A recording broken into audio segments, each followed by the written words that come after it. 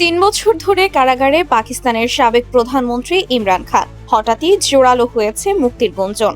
স্বাস্থ্যগত কারণ দেখিয়ে তাকে মুক্তি দেওয়ার বিষয়ে নাকি শুরু হয়েছে গোপন আলোচনা। তাহলে কি শেষ হতে যাচ্ছে পাকিস্তানের সবচেয়ে আলোচিত রাজনৈতিক বন্দিত্ব? পাকিস্তানের সামরিক বাহিনীর ঘনিষ্ঠ একাধিক সূত্র ও ইমরান খানের পরিবার জানিয়েছে, তৃতীয় পক্ষের মধ্যস্থতায় তার মুক্তির বিষয়ে প্রাথমিক আলোচনা শুরু হয়েছে। আলোচনার মূল যুক্তি, দীর্ঘ রাজনৈতিক অচলাবস্থা পাকিস্তানকে বড় ধরনের ক্ষতির মুখে ফেলছে। ২০২৩ সালে গ্রেফতারের পর থেকেই রাওয়ালপিন্ডির আদিয়ালা কারাগারে বন্দী রয়েছেন ইমরান খান। সম্প্রতি তার স্বাস্থ্যের অবনতি নিয়ে উদ্বেগ বেড়েছে। পরিবারের অভিযোগ, ৭ মাসেরও বেশি সময় ধরে তিনি বাইরের বিশ্বের সঙ্গে কার্যত বিচ্ছিন্ন।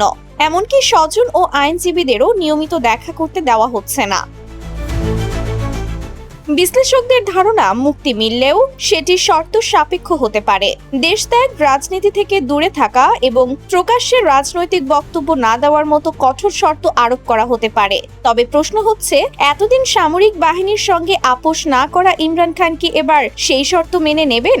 একদিকে অসুস্থতা, অন্যদিকে রাজনীতির কঠিন সমীকরণ। মুক্তির সম্ভাবনা যতটা জোরালো, ততটাই বড় প্রশ্ন, আপোষহীন ইমরান কি এবার আপোষ করবেন? Sumaiya Snigdha, news desk, Daily Our Bangladesh.